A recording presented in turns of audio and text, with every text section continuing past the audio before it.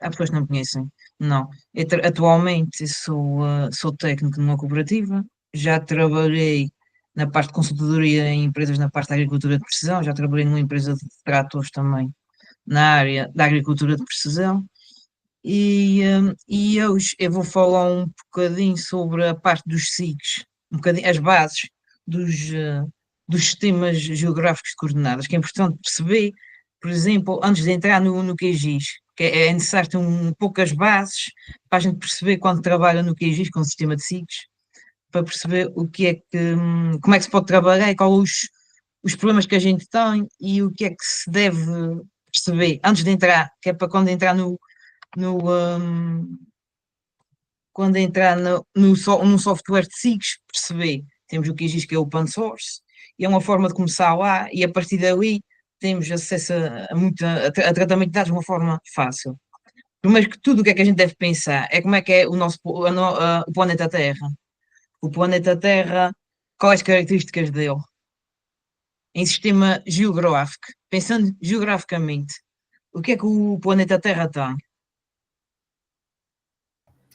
Alguns é achatado, não é redondo, mas isso já são outras questões, não é? Não são para aqui chamar de. Exatamente, mas a questão é essa, é que ele é redondo, não é plano. A gente não podemos pensar que é uma folha plana. Quando a gente trabalha nos sistemas de informação geográfica, na parte de GPS, a gente tem que se lembrar sempre que quando estamos a pensar no planeta, ou não é um desenho quadrado e temos o equipamento a trabalhar lá e a identificação daquilo é ali plana. Porquê? Porque quando vamos pegar num sistema de coordenadas, a gente tem que pensar que o nosso sistema, por exemplo, a parte de todos os tratores, tudo o que é equipamentos de agricultura que trabalha, é tudo com sistemas de coordenadas geográficos. Porquê? Porque o planeta é redondo. Depois existem os sistemas de coordenadas planos, que aqui, a partir dos planos, é que, por exemplo, se eu quiser tirar uma medida da área de trabalho, eu tenho que passar o software a trabalhar com um sistema de plano, que se for medir geograficamente em graus, ou não me vai dar áreas. Por isso é importante perceber, quando a gente fala na agricultura de precisão, quando estamos a trabalhar, nunca nos esquecemos. E além disso, depois existem muitos sistemas por exemplo, os tratores, tudo que é equipamentos agrícolas, e quando a gente quer colocar mapas nos equipamentos, tudo a gente tem que saber sempre o sistema de coordenadas, e aquilo nunca falha, é sempre o sistema GWS 1984, que é o sistema de GPS, o universal. E depois, nas planas, a gente deve trabalhar sempre no mais adequado à nossa zona, que é, por exemplo, na Europa o ETRS, ou a gente deve sempre os adequar. Temos que, porque o que é que pode acontecer? A gente às vezes pega no software, pega no mapa, coloca, mete uma imagem de fundo e diz: olha, isto está aqui, tem aqui desvios. E às vezes basta o sistema de alteração de coordenadas, tem que se ter cuidado. Por isso é logo o primeiro ponto que a gente deve pensar é qual o tipo de sistema que a gente trabalha e a partir desse sistema, para não acontecer desvios, que às vezes um desvio de 10 metros pode ser um problema. E também perceber quando a gente for medir, trabalhar em medidas e perceber, ter sempre em consideração. Por isso, um dos pontos logo base que a gente deve perceber quando entra na agricultura de precisão e quando vamos para os sistemas de SIGs e queremos tratar dados, é perceber o sistema de coordenadas, que é muito importante. É perceber que podem ser ou planos ou geográficos, porque a Terra é um círculo e a gente tem que ter isso em consideração nos dados que a gente trabalha. A partir disso, agora o que é a seguir? É o GPS. Como é que o GPS funciona? O GPS para trabalhar é necessário que haja no mínimo 3 satélites e fazer triangulação e ainda tem como vem aqui, ainda tem para corrigir as horas, tem que ter sempre uma base cá. Tem que ter sempre cá uma base na Terra. E depois é que existem os outros tipos de correções, como a gente falou já ontem e na sessão da semana passada, do RTK, que é fazer correção, quando a gente está a trabalhar com o equipamento, para ter um erro muito baixo, que é para a gente trabalhar com erros de 2 centímetros. Isso aí precisa ter correção, porquê? Porque os satélites estão sempre em movimento e o movimento eles deslocam-se. E o que é a correção? A correção a gente tem uma estação, uma antena, que aquilo ela está sempre no mesmo sítio. E se ela estiver sempre no mesmo sítio, a gente sabe quais as coordenadas. Se a gente sabe quais as coordenadas, conseguimos ver qual é o erro em relação à zona que a gente trabalha para poder fazer correção para isto, para funcionar bem o RTK. E depois o RTK tem que se ter em consideração que ele pode funcionar ou por rádio ou com a internet. Quando a gente usa uma estação da RTK por rádio, que a gente falou, eu falei na semana passada, que era ter uma antena e um trator ali próximo e que desse contacto por rádio, a gente só pode trabalhar a 5, 20 quilómetros de distância em relação à estação rádio. E isto tem sempre custos acrescidos, porque tem que ser sempre mais uma estação e ela tem que estar quieta e depois se houver zonas onde tem que perca o rádio não chega à antena, a gente perde logo o RTK. Enquanto a gente usa o RTK através da internet, só o único senão, às vezes, é quando há falta de rede, porque de resto ele liga-se por rede e depois liga-se à rede da RNEP, que a gente também falou a semana passada da RNEP. E o que é a RNEP? Eu vou explicar um bocadinho o que é a RNEP. A RNEP é estações base que existe, tem a sua imagem das ilhas, que é que tem, a gente nos Açores tem em São Miguel duas, uma na Terceira e uma nas Flores. E qual é a vantagem das? É que a gente pode trabalhar a 100 km de distância e ela corrige-nos o sinal. E esta aqui, quem é da Terceira, sabe onde é que isto fica? Isto é a estação que a gente tem de correção, que funciona na rede da RNEP, que é uma rede gratuita de correção. Alguém que seja da Terceira que tenha uma ideia onde é que isto fica? Ele cheira. Não, está quase lá, seu professor, mas não é bom. É ao lado da Via Rápida, na Tecnovia. Ah, ok. O seu professor, quando se passar, se vi, isto, a gente passa, isto está mesmo no meio tem árvores dos dois lados, a gente quando olha vê Só uma estas. dúvida que eu tenho, desculpa que eu sou ignorante nisto, ou pelo menos pouco instruído. Isto, o trabalho por sinal rádio é? Não, isto funciona por internet. Rádio Ok. é quando a gente tem o trator próximo. Aqui neste Tá caso, bem, o que é tá que bem. isto está ligado à rede, à Não, rede e, por exemplo, eu tenho um equipamento a trabalhar nos pesqueiros, o equipamento através da internet está-se a ligar a isto para saber o erro dele, para corrigir o Ok. erro, que é uma Ah, correção a tempo real, que a gente pode fazer uma pois, correção a tempo real ou pós-processamento, que é, estou com o GPS, estou, por exemplo, a tirar pontos, por exemplo, estou a tirar pontos de análise, mas ainda tenho RTK, e tiro os pontos, e depois eu quero fazer uma correção, o que é que eu faço? A RNEP dá para instalar um software, e a gente faz uma correção pós-processamento de dados, que é, eu já fiz a retrás, mas eu posso fazer a correção aos pontos, e para ter uma precisão de centímetro, de 1 centímetro, 2 centímetros. a minha pergunta E, vinha é porque há um projeto com as câmaras municipais que está envolvido e com o próprio governo, no sentido de aproveitar o sinal rádio e não utilizar os dados móveis. E dizem que é 100% fiável. O problema que tem era aquilo que tu falaste um bocadinho antes, que é as estações têm que estar à vista, não é? Quer dizer, não podem ter obstáculos pelo meio. E, portanto, nós tivemos uma experiência de um ensaio que fizemos com armadilhas inteligentes, supostamente inteligentes, não é?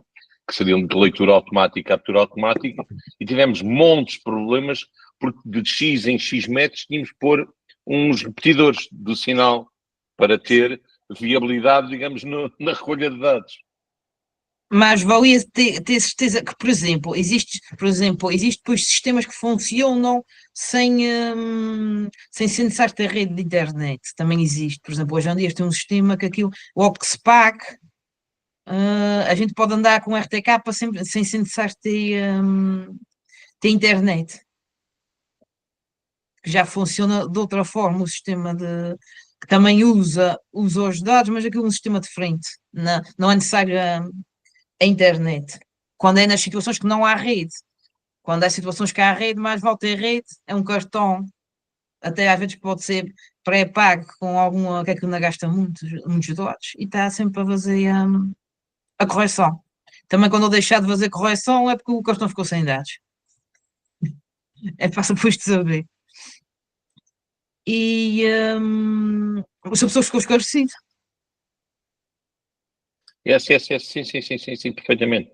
Por isso é que eu disse que era na lixeira, que pensei que fosse, que tivesse aí, tivessem Não, melhorado o mas por sinal. exemplo, eu sei aqui na ilha que existe mais uma estação, eu sei porque eu comando muito nos terrenos, e aquilo tem, ou está, é uma antena igual, é da mesma marca da Leica, está aqui na zona da Algolva, e ninguém sabe quem é aquilo, mas ela está ligada com a internet, que o posto de telefone vai lá ter. Mas És americano.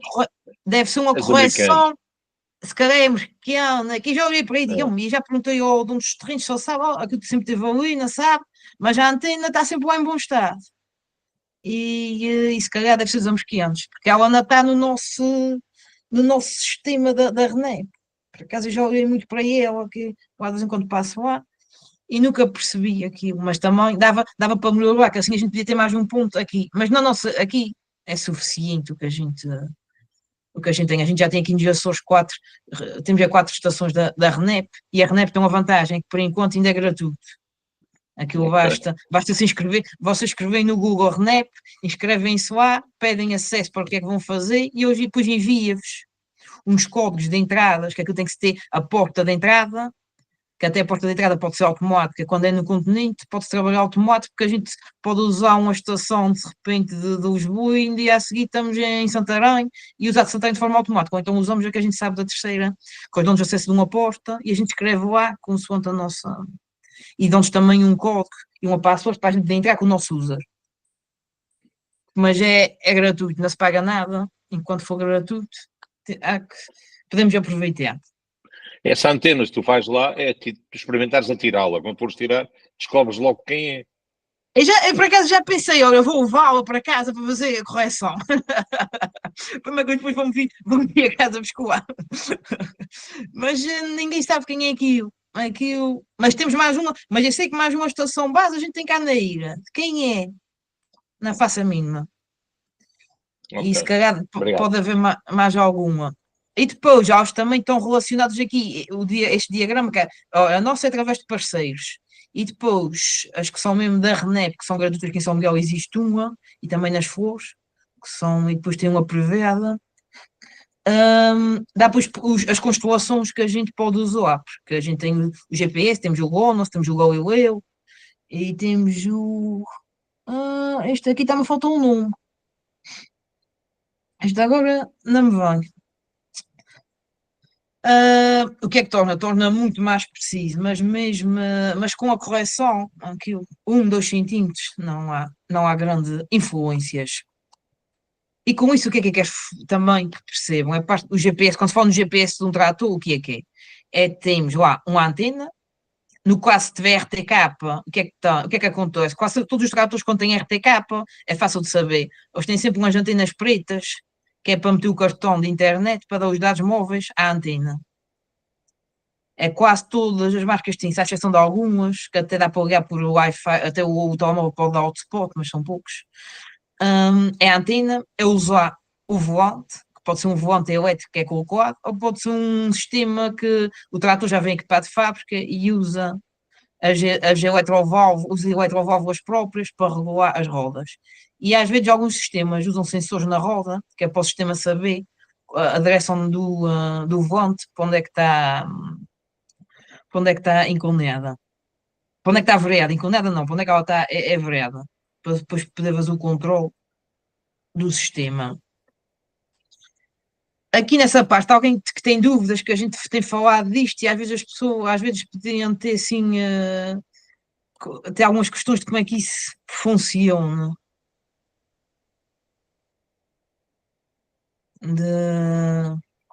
Ninguém diz nada, é porque não há. Prontos, a gente já foi da parte de SIGs, os sistemas de informação que já foi falados.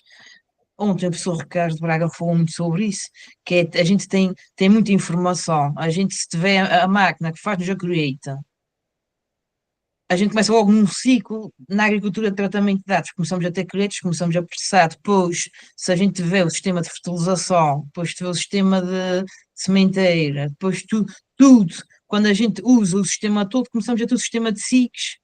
E a partir desse sistema de SIGs, o que é que acontece? Temos que usar, por exemplo, o QGIS, como o professor ontem falou, que é o PanSox, é um sistema gratuito e fácil de trabalhar.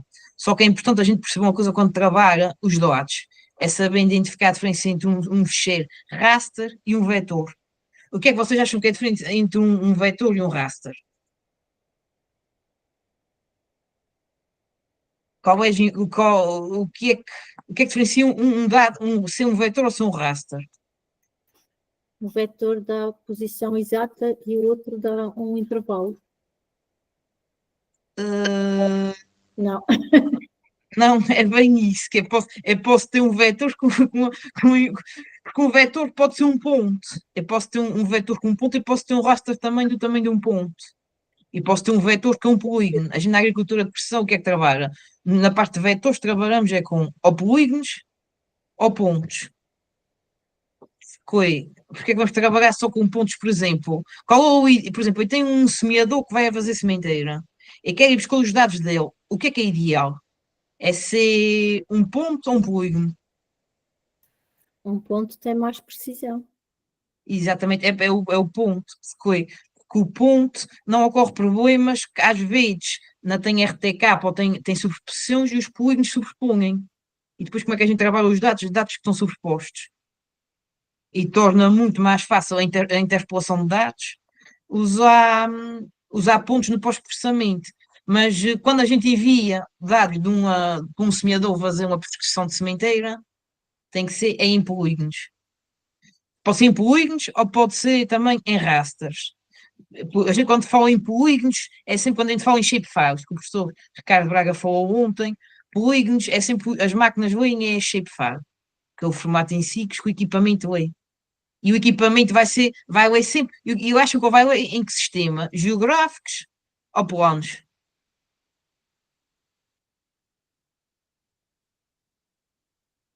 Do que eu falei sobre o sistema geográfico ou plano, o que é que acham, como é que acham que um equipamento na agricultura de precisão vai trabalhar? Vai trabalhar sempre no sistema geográfico. É sistema geográfico para não haver problemas depois de que se a gente for para fazer uma prescrição no planeta todo, a gente tinha que ser a geográfica, em plano a gente não conseguia. Porque a gente se passasse uma folha, a gente fizesse uma folha plana, não nos consegue. Se a gente pegar num globo, a gente não consegue ter lá os dados todos. Estou a dar uma pequena informação. E um raster é sempre é um pixel. É a forma mais fácil de perceber, pensar num pixel. Quando a gente fala nos pixels de telemóvel, é sempre um pixel. E depois, por exemplo, os satélites, como é que trabalham? É em raster. Por exemplo, o Sentinel-2, que a gente já falou que é aberto, ou trabalha pixels 10 por 2. Quer dizer que quando a gente vai ver um dado de um satélite, a imagem vai ter sempre 10, 10 e é um raster. Porque é um raster que tem um valor definido. Este valor só tem um valor para cada quadradinho. Daí, às vezes, também perceber, e por exemplo, existem equipamentos na agricultura, depois, consoante o tipo, por exemplo, se for, às vezes a gente vê nos equipamentos de semeadores, às vezes é ISO ou XML, já é um ficheiro em raster, enquanto uma shapefile é um vetor. E às vezes é importante perceber na parte de SIG, a gente saber perceber a diferença entre um raster. Raster podemos associar, mas o raster aquilo é sempre um quadradinho sempre fixo, não altera o tamanho. Enquanto um polígono a gente pode, pois o raster tem que ter certos cuidados, que se a gente tiver uma prescrição e tiver um raster que o semeador, por exemplo, seja mais pequenino que a largura do semeador e o semeador trabalhe com o motor elétrico nas linhas todas seguidas, ou vai-se baralhar um bocadinho qual é a densidade que ele vai fazer quando a gente for passar ali a meio de um pequeno, se o semeador for muito grande, ou vai baralhar onde é que vai meter, se é na linha da esquerda ou da direita e qual é a densidade.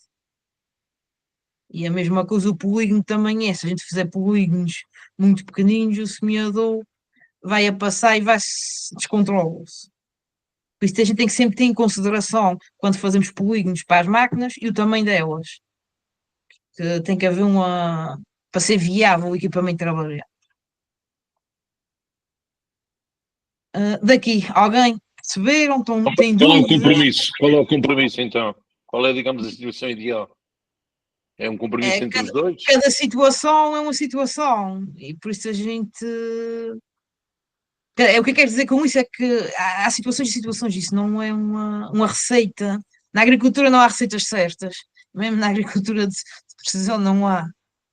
Então, por Não um há lado é preferível o vetor, mas por outro lado o também pode vetor, ser com o raster. o vetor para trabalhar dados, o vetor, a maior parte das vezes, a gente quando trabalha com equipamentos de agricultura de precisão, a maior parte deles trabalha em vetor. Por exemplo, vamos ver imagens de um satélite, vai estar em raster.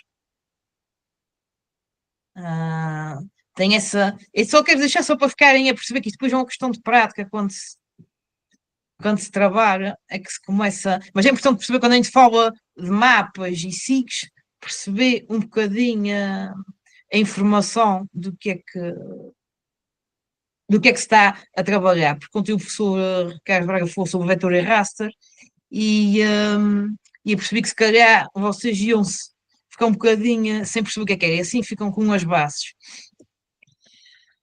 Então, posso só fazer uma pergunta? Sim, Então, senhor, se faça uma calhar, pergunta. a maior precisão, em termos de imagem, será dada por uma, digamos, uma de origem vetorial e não raster, porque às vezes a gente vê imagens de satélite em que tu não consegues, aumentando, ele desfoca completamente, tu não consegues identificar o ponto que te andas à procura, por exemplo. Sim, enquanto, por exemplo, no caso o vetor, a gente pode o vetor, a gente pode fazer um quadrado, um retângulo, um triângulo, é um polígono. O que a gente, na realidade, quando a gente entra num software de SIG, a gente trabalha com polígonos. E depois os Sim, sim, sim. polígonos nunca podem fazer substituições, têm que estar todos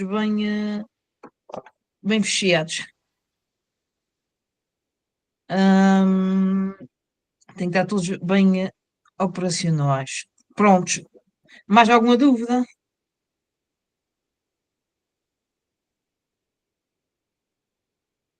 Não há dúvidas.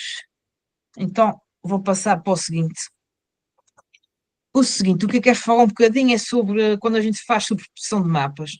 Acho que às vezes é importante a gente perceber a base. Por exemplo, eu posso trabalhar, vamos imaginar que a gente vai trabalhar aqui em polígonos. Vamos imaginar que trabalhamos em polígonos. Desenhamos aqui as linhas de água, pode ser com um polígono consoante a largura do rio, ou podemos fazer só linhas. Temos, por exemplo, os edifícios, também podemos fazer um polígonozinho. Onde é que é os edifícios? E através dos polígonos todos que a gente vai fazer, a gente consegue fazer, isso é uma superposição de mapas. A gente dividiu a nossa paisagem e superpusemos. E agora eu faço uma pergunta. Imagine que quer saber onde é que tem um árvore, onde é que tem uma linha de água e tem uma árvore junta. Como é que a gente pode fazer isso? De uma forma muito simples.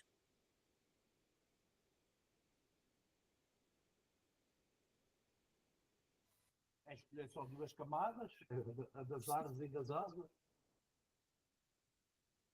Eu acho que alguém falou, mas eu não ouvi. Eu não sei se o meu micro está bom. Está-se ouvindo agora? Não. Está-se a ouvir muito Tá, baixinho. Está baixinho, mas dá para ouvir. Eu estou num sítio diferente e se calhar o micro está diferente. Estava aqui a dizer ao Rodrigo que se calhar selecionamos duas camadas, das linhas de água e a das árvores, eliminando as construções. Mas eu não quero selecionar nada, eu quero que o signo diga onde é que os dois estão sobrepostos. Como é que eu posso fazer isso de uma forma simples, assim, uma coisa básica, com números?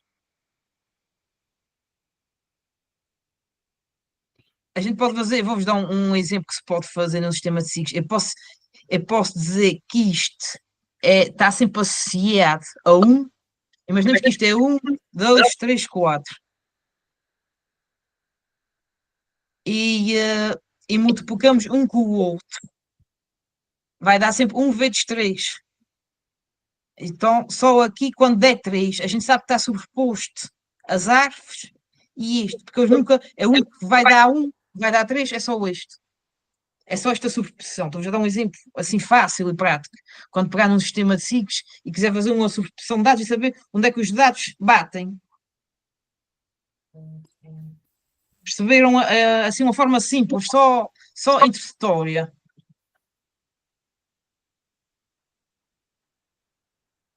Então multiplica pelos 3, não é? Pelos 3 Não, que eu posso fazer, e podem pensar nisto como uma. Como é que eu vou explicar? É uma matriz que ela bate, e quando onde ela bater, eu digo, ora, eu sei que ele vai me dar o desenho todo, por números, vamos pensar em números, e quer saber onde é que eu sobreponho. Eu sei que este. Mas era eu mais sei que como estava a dizer, não? Era a sobreposição dos planos. Não é é a sobreposição dos pontos, mas como é que a gente faz a sobreposição dos pontos? o coincidir das coordenadas, todos eles, vai dar a sobreposição. Não, a gente tem que pensar de outra maneira. A gente tem que pensar de uma forma mais simples. Que se fosse coordenadas, como é que a gente ia fazer com coordenadas? Porque a coordenada, eu só posso, vocês têm que pensar sempre no sistema de SIGs, e tem uma coordenada e nessa coordenada tem um valor. Uhum. Estão a perceber? E tem sempre a coordenada, e tem o ponto, e tem aquela coordenada, e tem o valor. E tem que pensar sempre onde é que. Porque é que eu digo para vocês dão, por exemplo, essa coordenada tem o valor 1 e a outra tem o valor 3. Só quando elas duas cruzarem é que dá 3. Uhum. Por exemplo, se for 1 vezes 2 dar sempre 2 e 1 vezes 4 vai dar sempre 4. Uhum. Caso vai ter um caso, vai haver um caso em que existe uma coordenada 6, tem o 1, tem o 3, mas também tem lá o 2. Ainda percebi. Há um caso em que vais ter uma coordenada, vai ter uma coordenada que vai ter um valor de 6. Tem a camada 1, a 2 e a 3. Também tens água e tens árvores. Por acaso vais ter construtores. Sim, mas o objetivo aqui só queria só de uma forma o mais simples possível, só pensar de uma forma o mais só para tentarem perceber. Pois, mas vai ao encontro do que o Nuno estava a dizer, acho eu. Ainda percebi, então. Estão a dizer Resta a saber mesma coisa, os dois. se ela pode selecionar camadas, multiplica, pronto, tudo bem. Não, mas o que eu queria falar é que o sistema assim, vocês têm que pensar sempre que isto é números. A gente tem que sobrepor, mas tem que pensar como é que sobrepõe. E sobrepõe é com números. A gente tem que relacionar Temos uma números. graduação. Não é No caso em cada de ponto temos uma graduação. Tens a informação integrada com 3 layers ou 3 camadas. Se optares por não integrar a segunda camada, automaticamente estás a multiplicar a primeira pela terceira e logo se vê onde é que dá casos de. Bem, mas tudo bem, tudo bem. Mas só estou a falar, por exemplo, se for logo todas, depois a gente pode fazer outra seleção. Pode separar, depois se fizer todas, se der 2, já sabe que é substituição de linhas de água com casas. Uhum. Está a perceber? Por exemplo, depois eu posso pegar, que vai dar depois este valor todo. E depois a gente pode dividir. Então, isso é uma forma muito simples para perceberem. Estão a perceber a ideia que queres passar? Está a Cada perceber. ponto tem um valor e quando se sobrepõe, se for só esse valor é só água, porque não sobrepõe com mais nada. Se for outro valor, é a soma de 2 planos ou 3, que já tem um valor maior e que indica outra cor, indica outro volume. Exatamente, porque a gente depois vai, com a subposição, vai perceber. Isso é uma forma muito simples quando se pega no sistema de SIGs. Depois é que eu tenho, como é que funciona? Cada ponto tem uma tabela de atributos. E a tabela de atributos, aquilo, a gente depois pode dar muitos atributos ao mesmo ponto. Uhum. Eu posso dar o atributo de este ponto da altitude, por exemplo, um equipamento que recolhe selagem, ainda com o ponto diz-me as coordenadas, dá-me a altitude que está a trabalhar, dá o consumo de combustível, dá a informação toda em seguida. Porque é tipo uma tabela. A gente pode pegar numa folha, pode-se, por exemplo, pegar numa folha de Excel com informação e ter lá as coordenadas e passá-lo para um sistema de SIGs. Também de uma forma simples, que sabemos as coordenadas, metemos a tabela lá dentro e através da tabela com as coordenadas podemos dar os valores já com as coordenadas.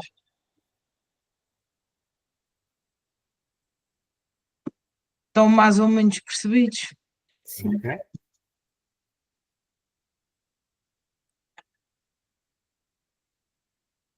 Tá? E Rodrigo, deixa-me só fazer uma pergunta final que se calhar vai baralhar todo o esquema.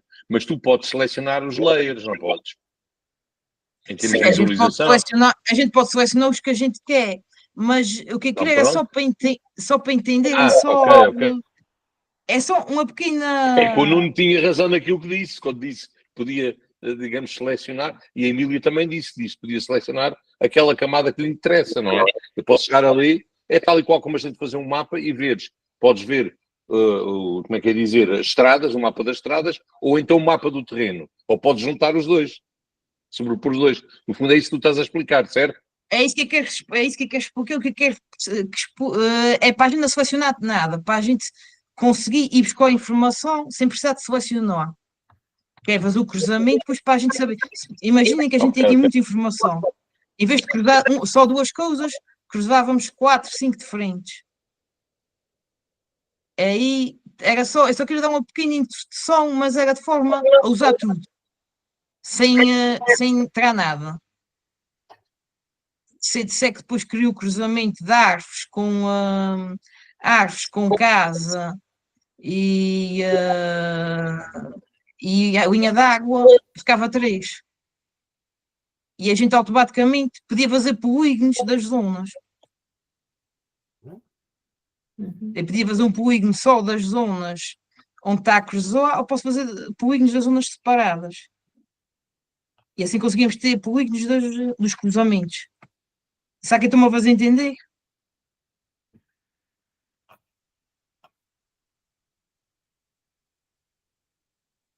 Isso mais fácil era pegar no que exige porquê. O seu professor assim ficou mais fácil de perceber ou não? Tá.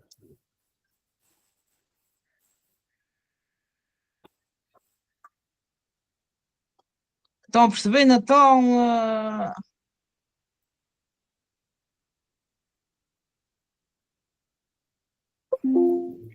Eu estou. Prontos. Eu também. Prontos, ok. Era só para. Não é para nós, a formação não é para nós, é para os outros todos que estão a assistir. Rodrigo, só uma pergunta. Então, Diga. É fazer se desligamos.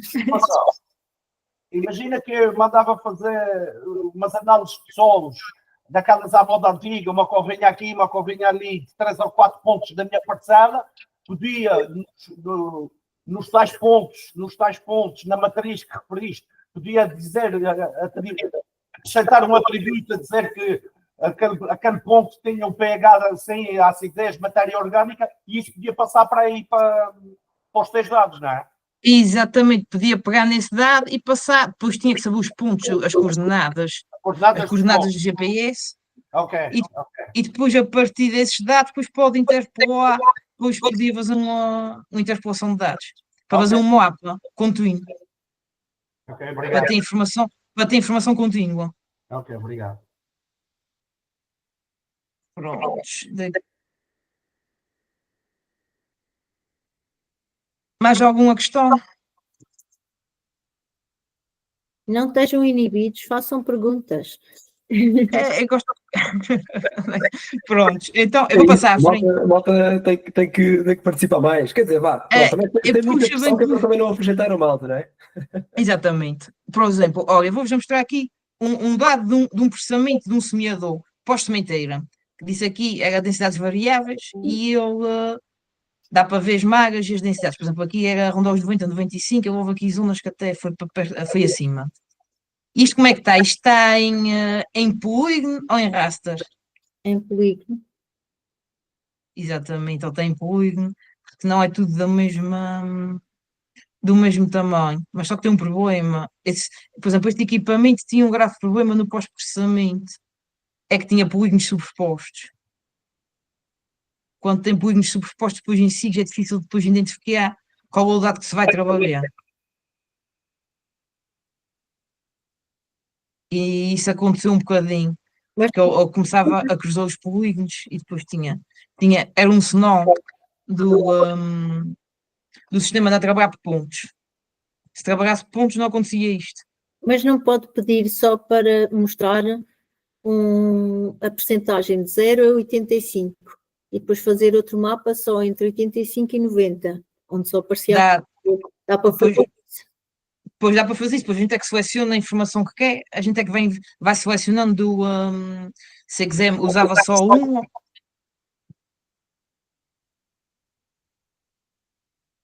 Alguém falou?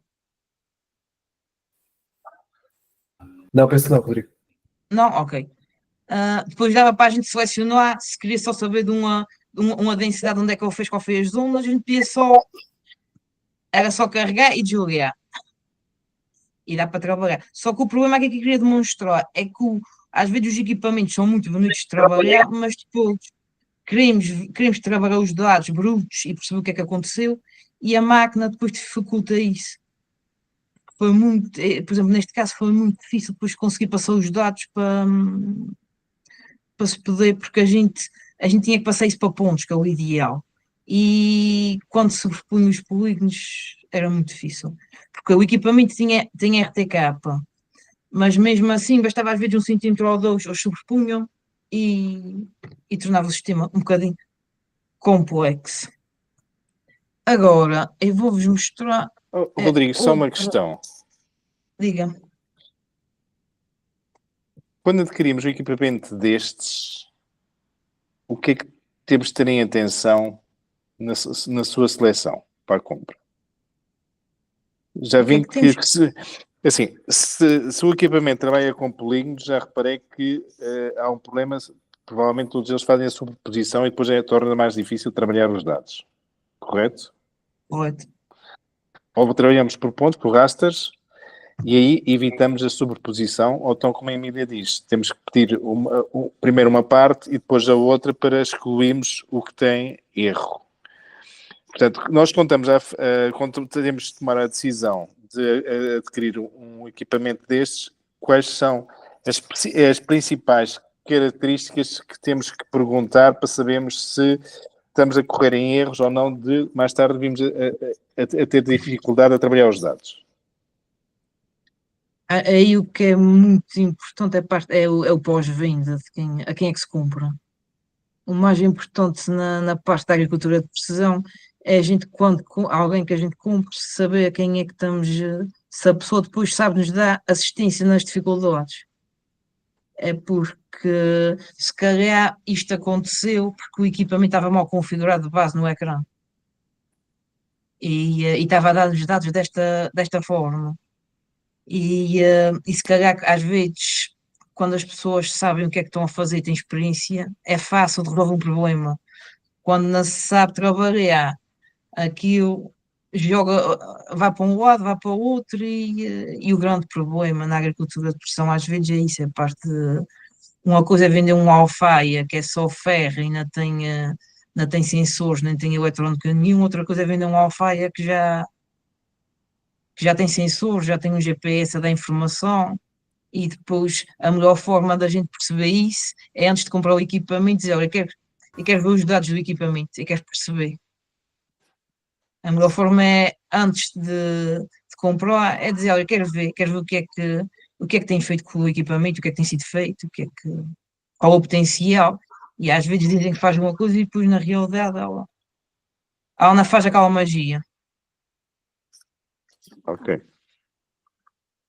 A questão é, por isso aqui a questão sempre é o pós-venda. O pós-venda, se calhar, é o ponto mais importante na área. Quando o pós-venda falha, torna-se muito mais complexo. Muitas vezes, quando o pós-venda falha, o agricultor é que tem que ser, anda lá, perde um dia inteiro a tentar perceber às vezes porque é que as coisas não funcionam. E aí perde-se muito dinheiro, está parado um dia porque ninguém o ensinou a usar o equipamento. E às vezes o grave problema é isso. Por isso, Posso adicionar aí alguma coisa, Rodrigo? Sim, senhor. Diga, Sr. Professor.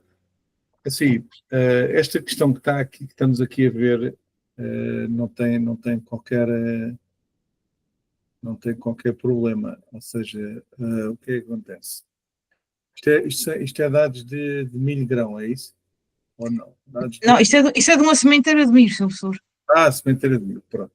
O que é que estamos ali a ver? Portanto, esta questão aqui do vetorial ou raster, portanto, estes dados que aqui estão são dados vetoriais em polígonos. Portanto, a máquina tem uma determinada largura de trabalho que vai definir a resolução espacial em termos transversais, portanto, perpendicular ao sentido de deslocamento.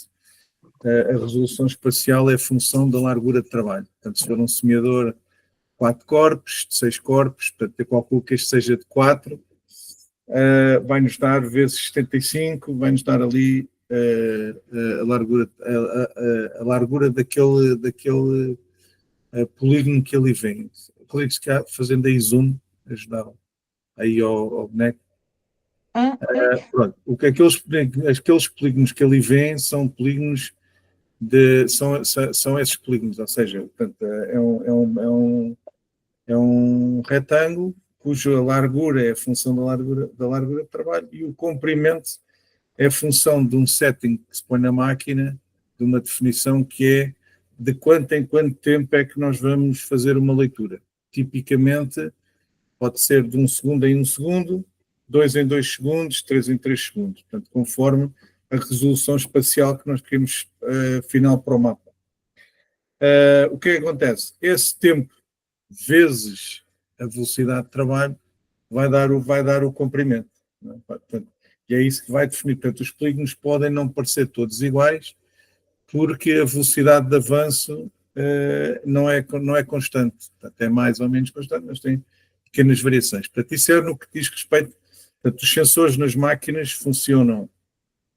Portanto, isto poderia ser, por exemplo, para uma ceifeira, portanto, tem dados idênticos, ou para um semeador. Portanto, temos qual é a variável, Rodrigo? Qual é a densidade? Densidade de sementes. Pronto. Portanto, ele vai contar quantas sementes semando todas as linhas e naquele período e diz que, ok, ficam X sementes nesta área e dá uma densidade sementeira. Depois, em pós-processamento, e era isso que acho que o Rui estava a tentar explicar, nós podemos converter estes polígonos todos para o centroide, que é para o ponto central do polígono, e transformamos isto em dados vetoriais também, mas em ponto, não é? Que é normalmente a forma mais comum, que foi os dados, por exemplo, que eu mostrei ontem da ceifeira do milho.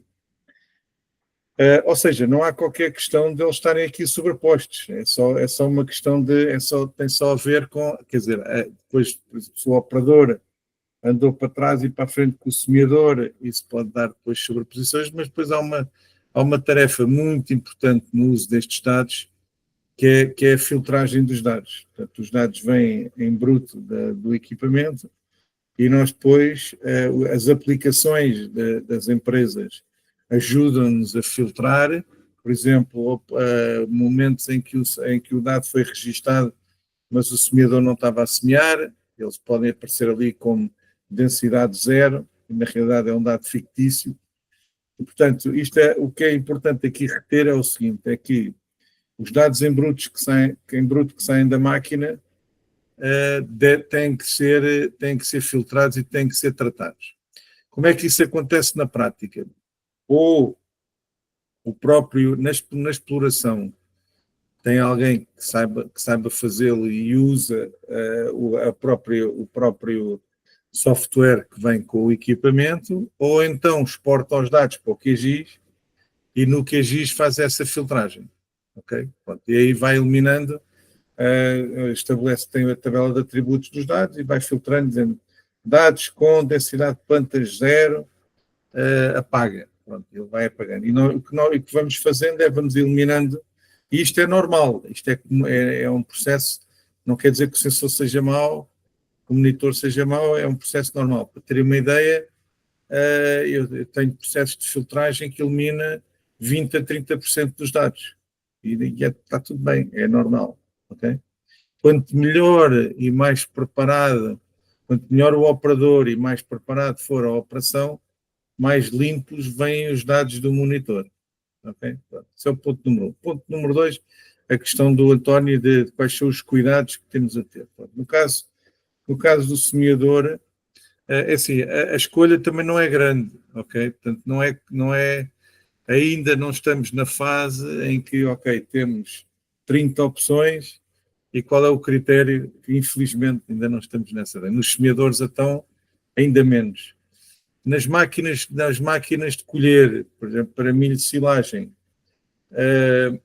há sensores, por exemplo, nas específicos para cada uma das máquinas. Há kits, por exemplo, no caso, por exemplo, dos dados que estava aqui a mostrar, portanto, são máquinas John Deere e que são kits que os próprios fabricantes instalam.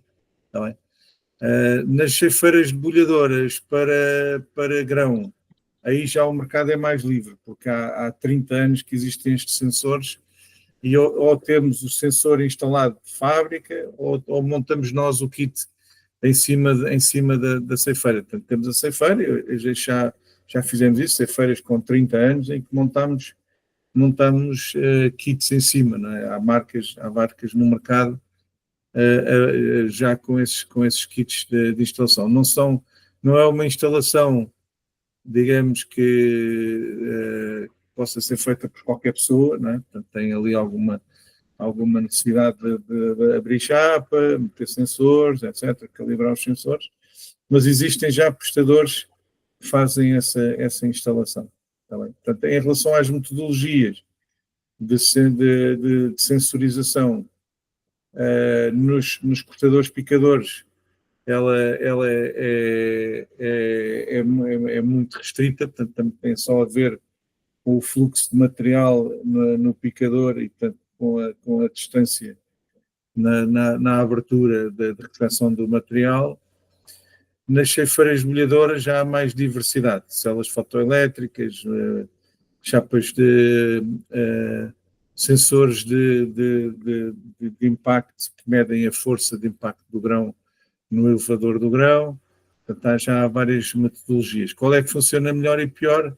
Aí já há mais algum tecnicismo, no caso de milho-grão, que é menos importante aí nas ilhas, mas tem a ver, por exemplo, com zonas mais declivosas ou menos declivosas. Portanto, a oscilação da máquina pode afetar o rigor da avaliação da massa, sobretudo em termos de massa de grão que está a ser colhido. Portanto, respondendo assim de uma forma curta, ainda não há tantas opções no mercado que no caso dos semeadores, no caso dos pulverizadores também, no caso dos cortadores picadores para silagem, que tenha essa amplitude de opções que façam critérios, que um é melhor ou até pior, portanto ainda não temos nesse nível. Agora, a informação que é essencial é perceber que estas tecnologias, portanto, há um investimento que é necessário fazer, de tempo, de capacidade, portanto, não é que joga contra, não é? Eu ontem falava-vos nisso, portanto, que é um aspecto que, enquanto que, por exemplo, o drone pulverizador ou a condução assistida, qualquer pessoa aprende a voar um drone em muito pouco tempo, ou aprende a operar um sistema de condução assistida ou automática em muito pouco tempo. Estamos a falar de alguém com alguma experiência, em 20 minutos aprende o que tem a aprender. Portanto, não há assim tanta... Nisto já é diferente. E aqui está depois incluído nas tais questões de, estratégias para a adoção, ou tem o suporte, que o Rodrigo falou, que tipicamente não é grande coisa nestes pormenores do pós-processamento de dados. Não é o forte, para ser simpático. Outras opções, forma pessoal dentro de casa, portanto, tem dimensão para formar pessoal dentro de casa, ou, por exemplo, um modelo que estamos a tentar aqui no continente, através do PEPAC, implementar através das organizações de produtores ou de cooperativas, não é? Mas tipicamente o modelo, vamos aqui, ou seja, um agricultor sozinho não tem dimensão para ter um técnico que faça todo este processamento e, portanto, centralizar isso numa organização de produtores, então já tem escala para fazer. Uma outra opção é ter um consultor que faz esse trabalho. Portanto, assim como tem alguém que possa fazer outro tipo de serviços, não é? De sementeira, do que seja, tem aliás, algumas das grandes casas agrícolas têm começam a ter ao lado do agrónomo, tem um engenheiro de dados, tem um engenheiro informático a fazer toda essa parte de infraestrutura. Obviamente que não é um modelo que se possa replicar minimamente ou generalizar, e daí, desculpem, daí a importância do modelo da organização da produção, não é? Que ontem também referi nos desafios, o grau de tecnicidade a que está a chegar à agricultura, e não tem outra hipótese, não é? Se quer continuar a ser competitiva, obriga necessariamente a que haja essa consciência de que sozinho é difícil chegar a estas ferramentas, e, portanto, agrupando, ganhando escala, é um dos caminhos para o fazer. Rodrigo. Posso? Pronto, esta parte está. E eu agora, eu vou-vos mostrar que tenho aqui, vou entrar aqui no IFP de Évora, depois tem um sistema de telemetria. Aqui isto está. É este aqui. Estão a ver Estão a ver o site da João Dias, não estão?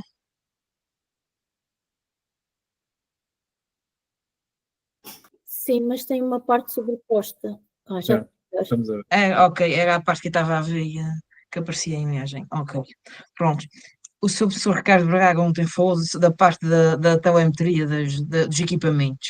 Eu vou-vos mostrar só aqui uma pequena demonstração. Isto é do IFP de Évora, que eles são lá que são. Por acaso o trator não é João Dias.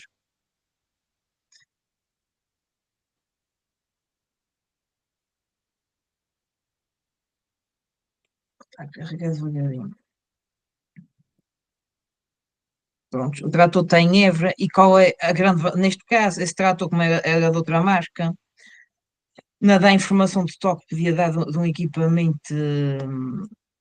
No equipamento que fosse João Deere, se fosse um equipamento mesmo da marca, eles conseguiam ter acesso às centralinas e liam os dados todos e sabiam os consumos, a carga do motor, quando é que ele teve a tomada de força, a percentagem dos braços levantados, tinha outros dados. Mas aqui era só para demonstrar que, por exemplo, dia 29, o trator sabe-se que ele andou em funcionamento a trabalhar, andou 3 horas e 12, que era 53% do trator, e ao rolante e paradinho andou 2 horas e 47. Deu para perceber que quem andou com ele, o rendimento dele foi baixo, porque a zona, eles fazem ensino, isto aqui é o ensino, na parte de mecanização agrícola. E além disso, a gente consegue saber os horários, e depois temos aqui uma imagem que sabemos as rotas e as horas. Sabemos quantas vezes é que o trator foi ao terreno, quantas vezes é que veio para cima, as horas a que foi, as coordenadas, e conseguimos ter um bocadinho de acesso a tudo. E aqui é a garagem onde eles fazem mais manobras, e é isso que é a telemetria dos tratores atualmente que vêm. Neste caso, este é uma telemetria muito simples, que só sabe a localização, esse trator andou a trabalhar, teve parado, é uma telemetria simples, e depois consegue-se, além disso, este trator tem um GPS da John Deere, e a gente consegue saber o que é que o operador está a ver no ecrã. Só que neste caso o trator está desligado, não dá para ver. Ele vai dizer aqui que vai esperar para ter. Porque isso facilita às vezes se existe alguma dúvida, mesmo com o telemóvel, basta entrar no telemóvel e ver o que é que a pessoa está a ver e consegue saber o que é que se passa. Neste caso a gente não vai conseguir ter acesso, mas diz aqui qual é o ecrã, e se a gente aqui aparecia tudo o que o operador tivesse a ver no ecrã, a gente via. O que é que isto faz com que a parte ajude quem esteja lá se tiver dificuldades, consegue-se ao longe dar uma pequena ajuda. E isto aqui é que é a parte da telemetria, que depois, por exemplo, atualmente as empresas o que estão a fazer muito também é trabalhar todas em conjunto. Eu vou-vos mostrar, por exemplo, o site da João Deere consegue-se ligar com mais um número de outras empresas de sensores, da parte agronómica, tem até as próprias marcas, umas entre as outras, já as trabalham. Mesmo outros equipamentos, porque isto cada vez mais trabalhar em união é melhor. E então, hoje a gente se for ver, tem aqui uma lista grande de empresas que trabalham em parceria, que é para a informação começar a ficar todas na mesma plataforma, para não haver muitas. Esta aqui é parte da telemetria, assim, de uma forma muito básica e simples. Alguém tem, assim, alguma dúvida, alguma curiosidade daqui? Sim, mas estes dados são só disponibilizados ao dono do trator, ou Aqui está na Exatamente, não, isto é só o dono é que tem acesso a isto. Neste caso, isto é o IFP, que é um Instituto de Formação Profissional. pois, e disponibiliza até para dar formação, não é? Exatamente, disponível para dar formação e para se trabalhar com ele. Porque isto é uma coisa que é cada pessoa, cada dono tem o seu user, a sua passe, entra e tem acesso à informação. Aqui a informação até que é básica, mas consegue-se ter muitas mais informação. Daqui, existe mais alguma dúvida?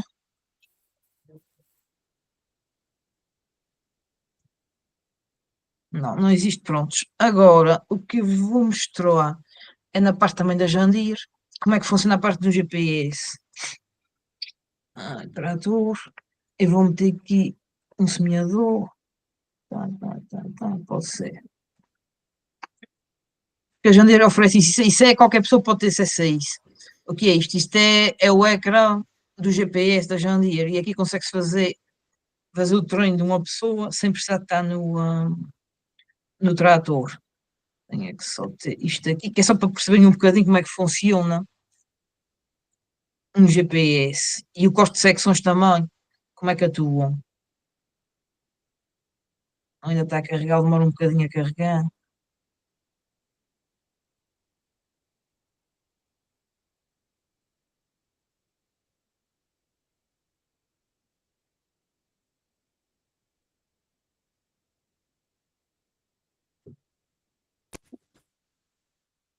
Quer dizer, vai pôr o trator à distância a andar sozinho, o homem vai passar. Neste caso é um simulador, o trator está numa ponta, numa coordenada qualquer e vai andar. Mas isso é crónico, os ecrãs das Jandias demoram muito tempo a guiar, aqui também também problema crónico. Pronto, já vou ligar o semeador, se não estou em erro, é para aqui, que é depois para vocês verem o corte de secções, aqui também.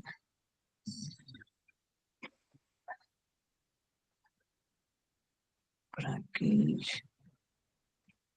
a tomada de força, aceitar. Alguém ainda está a pensar.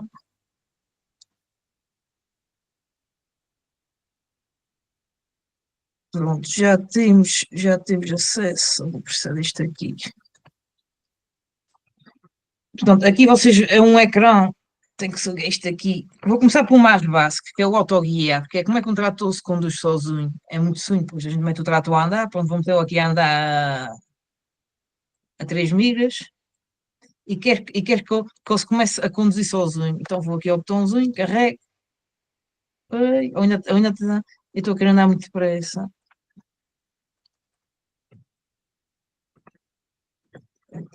Isto aqui, todos os alfaias, quando a gente usa uma alfaia, o que é que a gente tem que fazer? Tem que dizer onde é que estão os pontos de engate dela, que é para configurar a alfaia correta, que é para ela estar às distâncias certas para a gente saber realmente onde é que a gente colocou a semente. Então tem que ter as medidas todas certas, dos tipos de engates. Isto aqui é o tipo de engate, as distâncias. Neste caso é um semeador de 24 linhas, estão a 76 centímetros cada linha. Pronto, os dados aqui, como isso é alfaias que funcionam por isobus, elas automaticamente quando a gente liga, a informação está lá. Tá.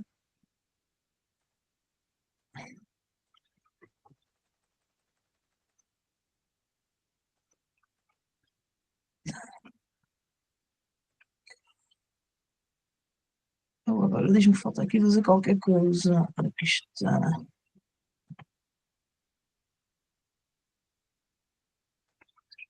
Sim.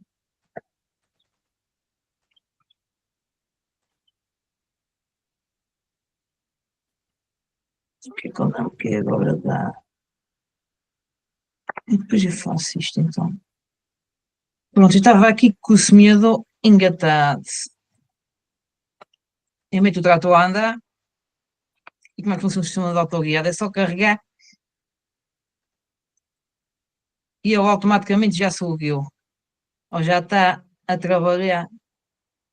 E como é que a gente sabe? Se vocês olharem aqui para cima, isto é a distância que é o professor ponto em fogo que a gente pode conduzir através do sistema de autoguiado ou então através do sistema de assistido. E quando é assistido, deixem-me aqui ver, vocês vão reparar que ele está aqui, o guiado que tem esta luzinha, e quando é aqui um pequeno declive no volante, a gente toca no volante, eles ligam o GPS, vão ver que ou vai começar a ter desvios. Depois eu quero que ele se ligue, basta carregar aqui, que ele vai voltar outra vez à linha. E o que é que ele faz? O GPS basicamente faz é linhas retas. Neste caso a linha já estava feita. E quando a gente quer fazer uma linha nova, o que é que vamos aqui? Vamos ajustar uma pista. E nas pistas vamos fazer aqui uma nova pista. Temos as tais pistas que é fazer A a B, que é de um ponto do A ao ponto B. E a partir dali ele traça linhas todas paralelas àqueles pontos A a B que a gente faz. Ou então, uma forma mais simples, se a gente vê os limites da parcela, ou automaticamente faz as linhas de autoguiado, para a gente não ter que fazer linhas já bem nem nada, ou faz consoante, porque nos Açores a gente tem muito esse problema, é que as parcelas não são quadradas, e há muitos cruzamentos, há muitas superposições, então isto é muito interessante no sistema de cá. Pronto, esta parte, daqui da parte do sistema de autoguia, ficaram a perceber? Ou têm alguma dúvida sobre o sistema?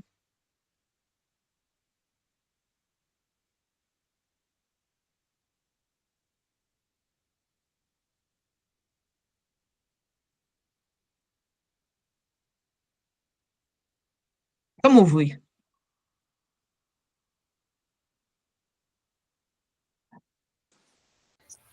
Não, está bom. Diga? Não, não, está-se a ouvir bem, está-se a ouvir bem. Tá, pronto, ok. Está, e está É. percebida esta questão como funciona. Pronto, é a questão do AB. Vamos à parte, fazer corte de secções. E aqui.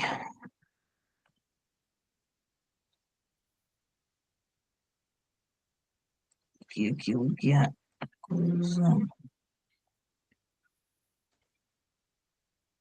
Pronto, o semeador já começou a semear. Isto aqui é as falhas e duplos do semeador, isso é as 24 linhas que estão aliadas. Eu vou passar aqui para um menu. Este é o menu que usa-se e ele começa logo a pintar. Isso é um menu que se usa para fazer as linhas de autoguia. Depois a gente vai para um menu mais específico. Deixa eu ver se me aparece aqui um com custo de. Olha, temos aqui o trator no mapa e temos aqui as linhas que estão todas ligadas. O que é que eu vou fazer agora? Deixa eu ver se estou a andar devagar. O que é que eu vou fazer? Eu agora vou virar o trator para trás. Vamos começar aqui a dar um cruzamentozinho, a ver se ele vira em vez de tudo.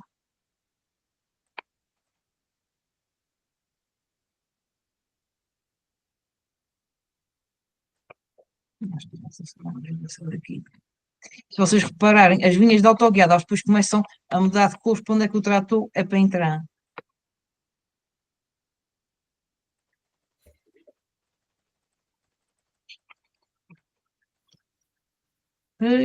Falta-me aqui o controle de secções, que ainda tinha o controle de secções ligado, e estão a ver, ele está a desligar as linhas.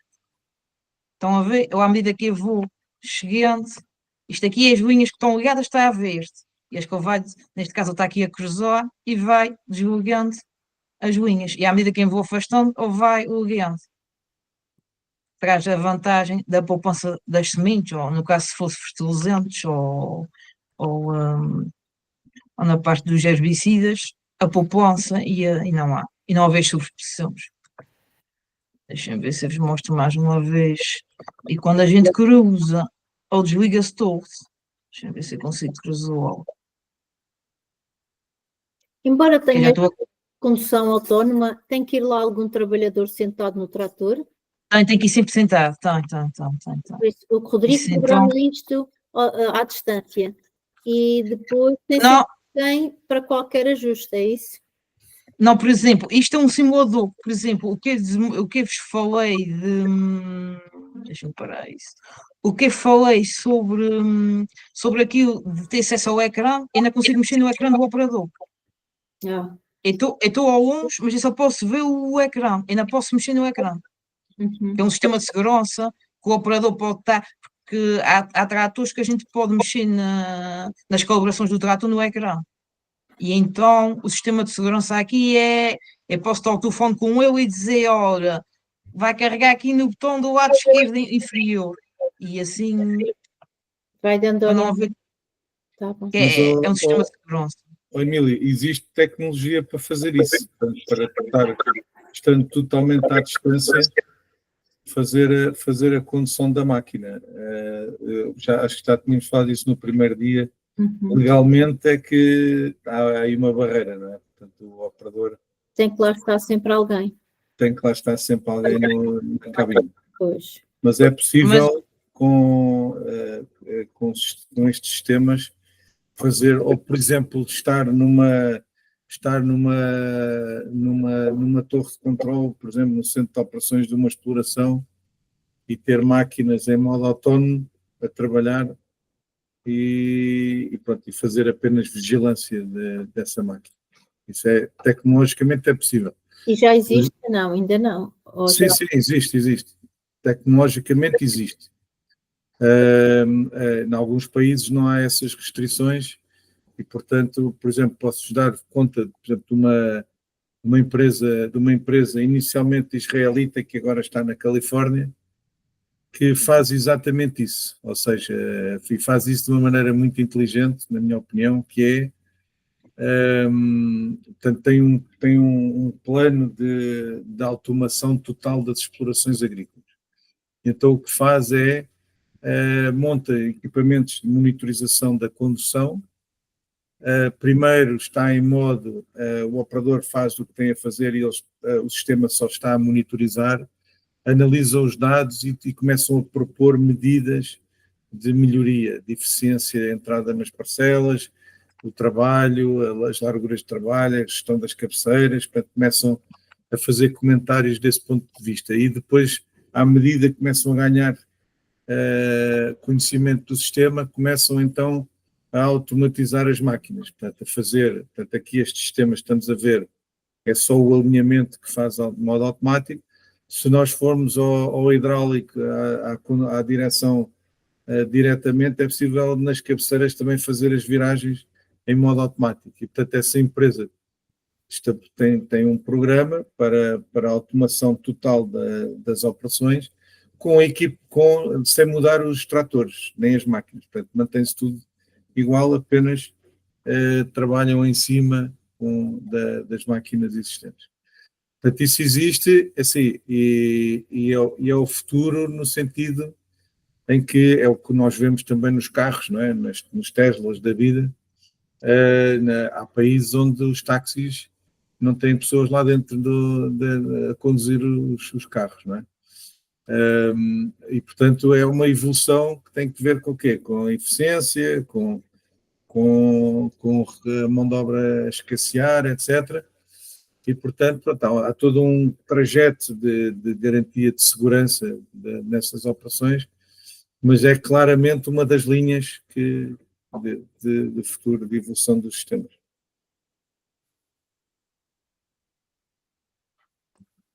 alguém tem alguma dúvida? Era só para dar uma pequena introdução, demonstrar só um bocadinho como é que o sistema trabalha, que é simples. É simples e às vezes basta perceber como é que funciona. Prontos. É da minha parte, está agora o professor Quer-se. Ok?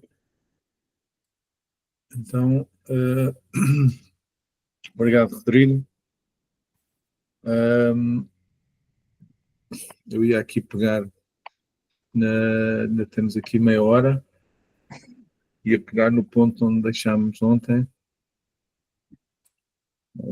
Deixa-me aqui, apresentação.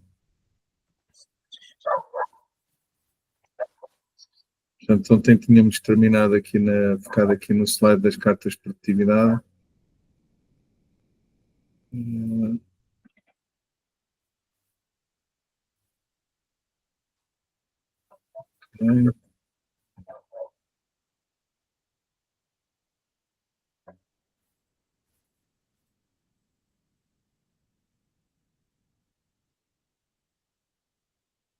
Ok. Pronto, tinha-vos mostrado aqui esta. Tinha-vos mostrado aqui esta. Eu vou aqui tentar pôr o ecrã inteiro. Vamos lá ver como é que funciona. Aqui nesta forma, deixe-vos ver. Duplicar.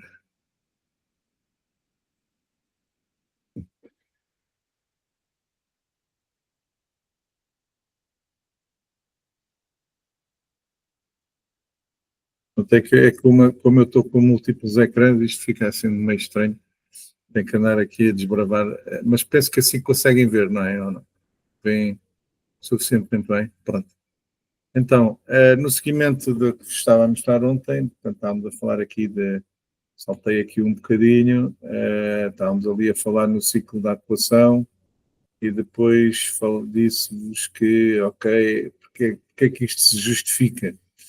Justifica-se por este motivo, porque quando nós monitorizamos as parcelas, numa variável fundamental, que é a extração, a colheita do produto comercial, neste caso milho-grão, tipicamente o que vemos é variações de produtividades do 5 para 5 vezes mais, pelo menos, neste caso aqui, do simples para 10 vezes mais. Não é? Temos variações de produtividade de grão de 2 para 20 toneladas. E disse-vos que tinha cartas de silagem de milho, e tem aqui então esse exemplo. Portanto, isto é um produtor aqui na zona de Benavente e Coruche.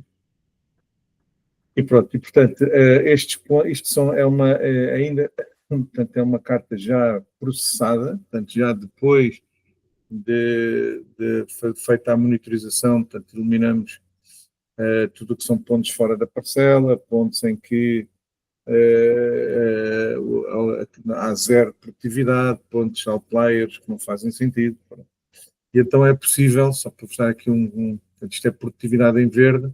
Reparem aqui em termos de produtividade, portanto, do vermelho, 20 a 30 toneladas de matéria verde por hectare, ok, devidamente aferida ao teor de umidade, até 65, 80. Ok, portanto, 65, 80 é uma produtividade boa para esta parcela em particular. E no geral, não é? Mas 20 já é qualquer coisa de bastante escasso.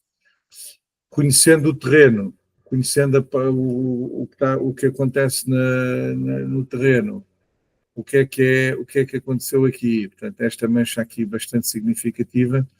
Isto é uma zona, portanto, isto é um pivô, são 2 pivôs, não é? Portanto, um pivô maior e um pivô mais pequeno. Este pivô maior é um pivô de 6 torres, portanto é um pivô com muita área e portanto abarca muitos solos diferentes. Portanto, isto em termos práticos, temos aqui uma mancha de solo mais arenoso, portanto é um arenossolo, portanto é praticamente areia da praia, portanto é muito arenoso. E aquilo que se verificou não foi um problema a nível de emergência, mas depois o problema da adequação da frequência da rega para aquela zona. E reparem, numa zona mesmo ao lado, já temos aqui valores nesta classe das 65, 80 toneladas por hectare. Tá bem. Pronto, depois há outros problemas, aqui há problemas de cabeceira, tem aqui esta concentração de valores baixos na cabeceira, também vem aqui alguma linearidade. Até ontem falava-vos de que existem, quando nós olhamos para estas cartas, geralmente há 3 aspectos que devemos privilegiar na sua observação e sendo esses 3, isto funciona para cartas de produtividade, funciona para cartas de índices de detecção remota, que veremos, e esses 3 indicadores, essas 3 métricas, se quiserem, esses 3 parâmetros a observar, são um é a magnitude da variabilidade espacial, não é? Portanto, se estamos a falar, imaginem, eu podia ter exatamente o mesmo padrão e ter variações de 60 a 65 toneladas por hectare, ok? isto seria possível, não é?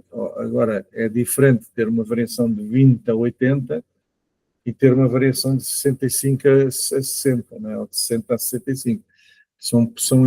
Têm implicações agronómicas completamente diferentes. Portanto, este é um aspecto. O segundo aspecto é a forma como a variabilidade se encontra organizada, ou seja, se ela é aleatória. Por exemplo, há aqui zonas de alguma aleatoriedade, não é? Esta zona aqui, por exemplo. Ok? O que é uma zona de aleatoriedade? É quando eu tenho zonas que produzem bastante, depois zonas que produzem pouco, alto, baixo, alto, baixo, alto, baixo, sem manchas, não é? Sem estas manchas claras. Nós aqui vemos, por exemplo, vemos aqui também manchas bem definidas. Portanto, esta existência destas manchas é um indicador de elevada estrutura dos dados. Portanto, há uma estruturação espacial, quer dizer que há aqui uma aglomeração de zonas mais elevadas, com zonas mais baixas, zonas intermédias. Isso, do ponto de vista da gestão, é um aspecto positivo, não é? Quer dizer que há ali qualquer variável que está por detrás, seja sol, seja gestão, seja topografia, seja o que for, seja sistema de rega, que está a explicar aquela variabilidade. Okay? Isso é importante para depois a atuação no tal ciclo. E o terceiro e último aspecto tem que ver com a existência de padrões. Okay? Padrões facilmente identificáveis. Portanto, vocês aqui neste pivô veem aqui um padrão circular, por exemplo. Okay? Há aqui, junto ao centro do pivô, há aqui um padrão circular. Ora, um padrão circular num pivô quer dizer que à partida estamos ali a falar de problemas de entupimentos, não é? Dos emissores. Não é? Portanto, há ali um emissor que está entupido e que está com um débito menor e, portanto, está com uma dotação diferente. Também, se olharem com cuidado, também há aqui um padrão mais linear, não é? Tudo o que sejam padrões lineares, portanto, são padrões que pouco têm a ver com o solo ou com a topografia, tem mais que ver com a gestão, não é? com as máquinas. Não é? Tipicamente vemos problemas nestas cartas o distribuidor da adubo que não abriu naquela passagem, etc. Vou só aqui dizer mais uma coisa, já lhe passo a palavra, é dizer que pronto, esta interpretação das cartas é muito importante porque, se lembram lá da imagem do ciclo, não é? Vou passá-la para trás. Portanto, temos aqui o tal ciclo da agricultura de precisão. Temos aqui uma segunda fase que é a análise e o entendimento. Portanto, e esta é uma regra muito importante também de bom senso, que é só vamos atuar quando conhecermos exatamente a causa daquela variabilidade. Portanto, estar a atuar sem ter esse diagnóstico perfeitamente feito é a pior emenda que o soneto, não é? Porque vamos estar a atuar numa variável que não tem controle nenhum no processo. Pronto, e, portanto, já vos mostro depois as outras camadas de dados. Nuno. É exatamente isso, no seguimento disso que o professor acabou de dizer. A minha pergunta era só sobre o tal padrão circular que referiu, que disse que podia ser sintoma de entupimento. Sei que aí no continente a rega se faz mais por defeito que por excesso, mas não poderá ser que essa baixa probabilidade seja devido a encharcamento, por exemplo? Também poderia ser. Eu aqui já estou a adicionar, pode ser, estando no centro do pivô. Exatamente, estar no centro é que me deu essa ideia. Sim, pronto, mas eu aqui, lá está, eu aqui já não vos dei os dados todos, não é? Ok. Fui eu que falhei, que eu já estava a adicionar contexto do conhecimento no terreno. Ok, certo. Pronto. Portanto, mas eu aproveito esse comentário muito perspicaz para dizer o seguinte, que nesta interpretação nós temos que juntar, temos que juntar tudo o que sabemos, as cartas de solos, temos que juntar as cartas de condutividade elétrica que vamos falar, juntar o conhecimento de campo. Por isso é que eu digo que eu nas explorações, quando processo estes dados e mostro os dados e vamos interpretar, é importante ter toda a equipa, não é? Numa exploração de alguma dimensão, temos o pessoal que lida com a rega, temos o pessoal das máquinas, os tratoristas, etc. É importante ter essa equipa toda porque surgem questões e insights e dicas das várias áreas, não é? E é dessa integração que chegamos à verdade, não é? E depois pode haver manchas que nós não sabemos porquê, não é? Não sabemos. E vamos ao terreno e através da análise de terra, através de metrómetros, do que seja, vamos tentar perceber qual é a causa. Portanto, isso é um ponto de honra muito importante. Sempre ir atrás da raiz do problema, okay? Ir ao encontro do que está por detrás a causar aquela variabilidade.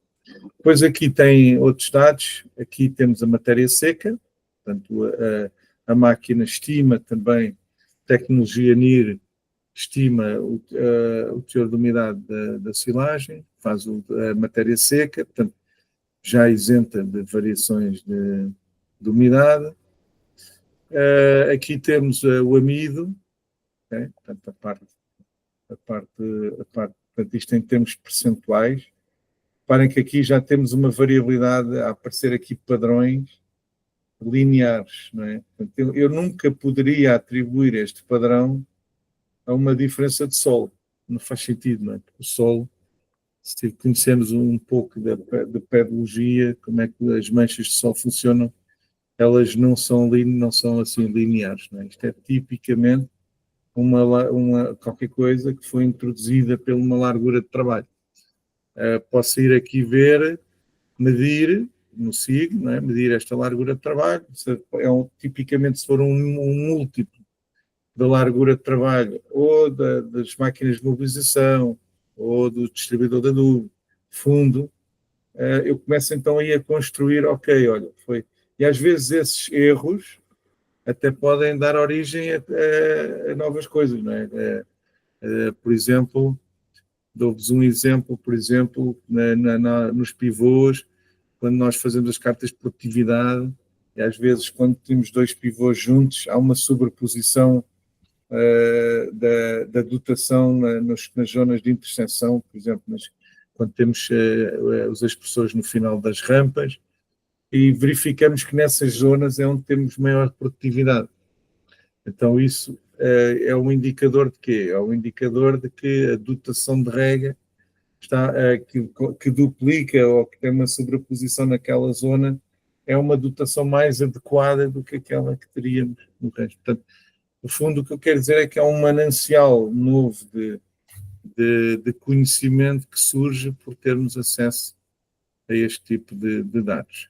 Aqui tem o NDF, né? Portanto, a fibra, o teor em fibra. Portanto, aqui já não só qualitativo, portanto, mas não quantitativo, mas também qualitativo. E finalmente aqui a proteína bruta. Reparem que eles são mais altos, o valor é mais alto ali naquela zona que produz pouco, não é? Isto é um valor percentual, portanto isto não é simples, não é chegar aqui, ok, então aquilo é que é o indicado, não, portanto temos que juntar vários parâmetros de qualidade.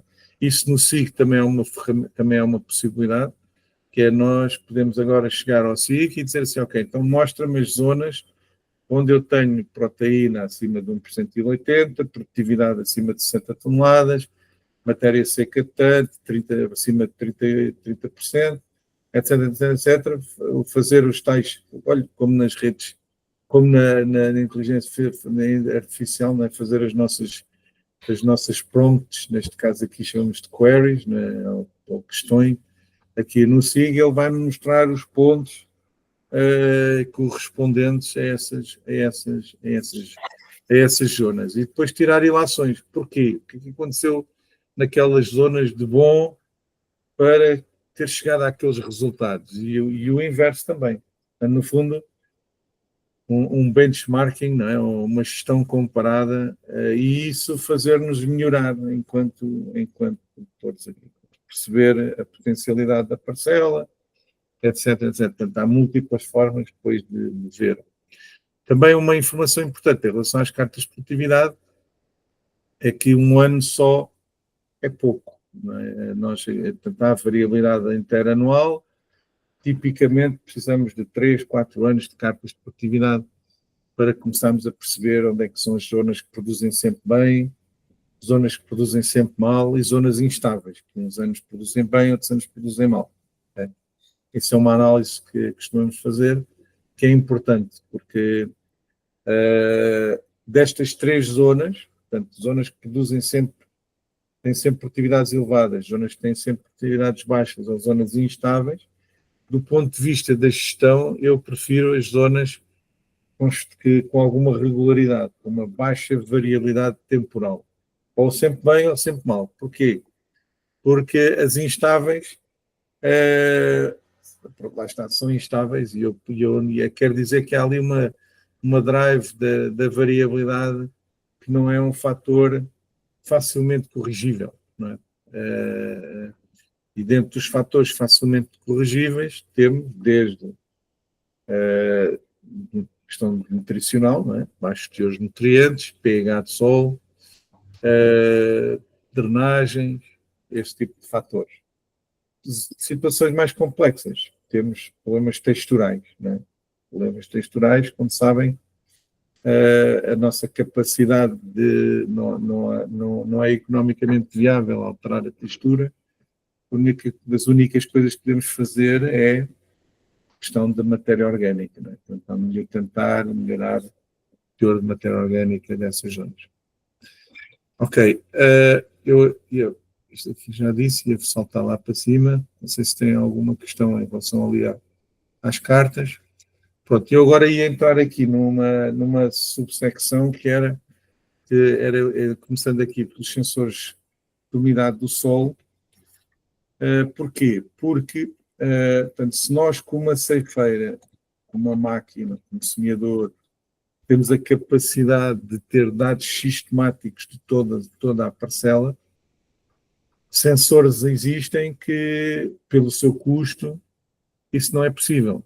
Okay? Um exemplo é o sensor de umidade do solo. E então não é possível pelo seu custo, não é? Pela logística. Então, não sendo possível, nós temos que arranjar aqui formas de, ok, eu tenho ali um local onde vou colocar o sensor e, portanto, se a área da amostragem é muito reduzida, portanto, eu só tenho uma coisa a fazer, é a localização desse sensor tem que ser o melhor possível, tem que ser a melhor possível. Eu tenho que o localizar no local mais representativo, o que quer, já vamos depois especificar o que isso quer dizer, e tem que ter a sonda. Portanto, aqui eu costumo dividir isto em 3 partes. Uma parte é a macro-localização, portanto, na parcela, onde é que eu vou colocar a sonda em termos macro, portanto, mais no topo da parcela, mais na base, a meio, etc. E aí a tomada de decisão tem que ver com a condutividade elétrica do solo, portanto, o levantamento da condutividade elétrica do solo. Eu vou fazer aqui novamente uma passagem à frente, que é um levantamento que eu falarei mais à frente, que faz com este tipo de equipamentos, e que eu obtenho camadas de dados deste género que aqui estão. E isto é condutividade elétrica aparente. Portanto, isto são sensores, como aquele que viram, que mede a capacidade do solo em conduzir a corrente elétrica, e isso sabemos que está, não estando nos limites da salinidade, acima dos 200 milisiemens por metro, 200, 300 milisiemens por metro, sabemos que esta condutividade está associada a um parâmetro muito importante do solo, que é o teor em argila do solo. O teor em argila do solo, como sabem, portanto, a argila é um dos elementos da terra fina, é o elemento físico mais reativo do ponto de vista físico e químico do solo, que afeta a capacidade de troca catiónica, que afeta a fertilização, afeta a capacidade de armazenamento de água, que afeta a rega. E, portanto, aqui o critério portanto, eu tenho este levantamento, isto é um levantamento que é perene, portanto ele faz um tratamento, isto dura uma longevidade de 10 anos, pelo menos, portanto não havendo alterações de estromações, não havendo grandes alterações da parcela, nivelamentos, etc. E eu tenho tipicamente a 2 profundidades, portanto, em função, explico isso em maior pormenor, mas basicamente tenho esta camada. Isto são dados raster, não é? Agora pegando com o que foi dito. Portanto, tem um pixel que tem a ver com uma largura da passagem da máquina, tem a ver com a velocidade. E o que eu faço é, havendo uma relação entre a condutividade e o teor de argila, eu tipicamente o que faço é isto. É dentro de cada, isto foi um exemplo para uma vinha, em que tenho os talhões, e eu o que faço é procurar um percentil, o chamado percentil 20-30 da condutividade elétrica. O que é que isso quer dizer? Quer dizer que se a condutividade elétrica está correlacionada com o armazenamento de água no solo, capacidade de armazenamento, eu não vou nem colocar nas zonas com maior capacidade de armazenamento, nas zonas com mais argila, nem nas zonas mais arenosas. Eu vou procurar ali um ponto de bom senso, que seria ali um ponto, o tal percentil 20-30. Portanto, é um percentil, é um ponto, é uma área, não é? Corresponde a uma área que está aqui representada, em que temos, acima dela, temos solos, temos locais com armazenamento, com 70% a 80% de armazenamento maior do que essa zona. E aí temos uns 20, 30 abaixo. Tá bem? Portanto, é ali uma solução de compromisso. Não é o valor médio, também não é o valor mais arenoso, está ali 3/4, digamos assim, da capacidade máxima. Portanto, isto que toca à macro-localização. Portanto, isto para vos fazer um pouco ver que quando nós temos um sensor, seja de umidade do sol, seja uma armadilha digital, seja o que for, a sua localização, como é aquele ponto em específico, tem que ser bastante rigorosa para que dali saia alguma coisa representativa. Depois o segundo aspecto é a chamada microlocalização, ou seja, como é que esse sensor que é enterrado no sol, portanto aqui estão a ver o sensor horizontal, portanto isto é um bastão. Este sensor tem, aqui, na realidade aqui dentro estão 6 sensores, um a cada 10 centímetros. Ele vai ser enterrado, portanto é feito uma broca, é feito um orifício de 60 centímetros. O ajuste entre a sonda e esse orifício tem que ser muito grande, não haver ar, bolhas de ar nessa zona. Portanto, novamente aqui todos a transmitir que a instalação propriamente dita tem preceitos, tem que ser muito cuidadosa, porque lá está, o sensor vai ficar ali, vai-nos ajudar a conduzir a rega e, portanto, se eu não for cuidadoso na instalação, depois tudo que vem a jusante vai ter pouca qualidade.